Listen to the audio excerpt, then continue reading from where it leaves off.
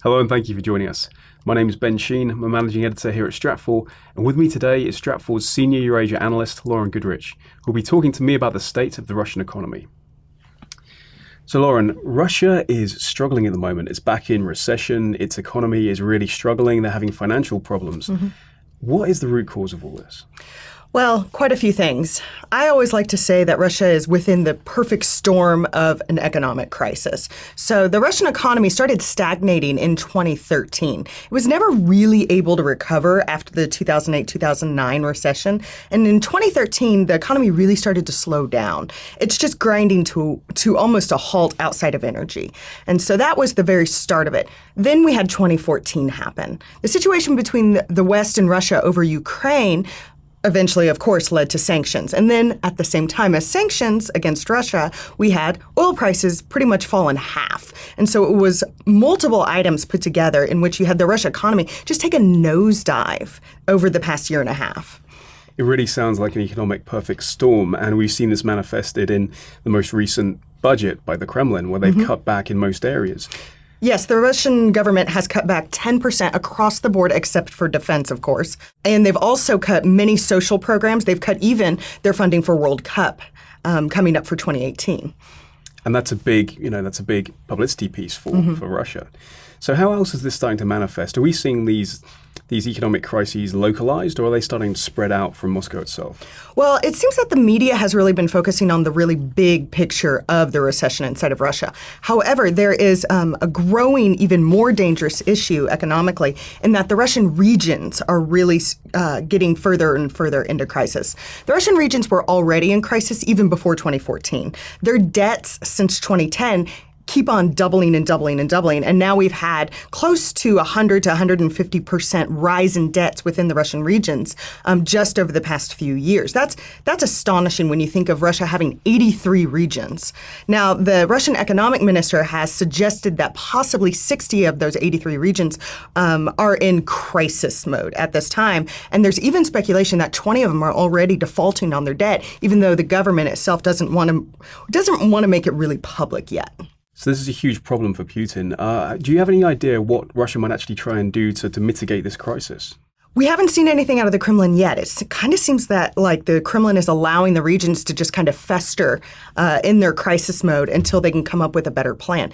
The Kremlin has the cash. It's just that it would literally drain them of the majority of what they have in reserves if they're going to be bailing out the regions. I mean, it's 83 regions.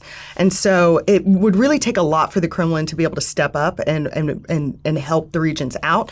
However, Putin of all leaders knows that keeping control within the Russian regions is top priority. And so we're seeing the Kremlin take different types of steps, such as stepping up its security apparatuses within the regions, stepping up its control within the governors and within the mayors. And so there's a much more political security element rather than a financial or economic bailout as far as moves coming out of the Kremlin. Now that seems like a shrewd move because we're seeing this growing dissent within the regions themselves, most recently over some of the food shortages and the issues with the counter-sanctions. How important is it for Putin to really keep this under control if there's this rising tide of unrest? Very much so. Remember that Russia is a country that is not a united country. It is a very regionalized, localized country in which it's almost like 83 different countries that all put together. That's why it is a true federation. And having dissent within the regions has always been one of the root causes that collapses Russia eventually. And Putin of everyone knows this. So he's going to ensure that those specific regions that are the most resistant to rule from Moscow are going to be taken care of first. And then those regions that are a little bit more Russified are the ones that he's going to allow to fester within their economic crisis. So it seems like something of a controversial move at a time when Russia's already hurting to suddenly start to impose these controls, especially on food. What is his real motivation for that?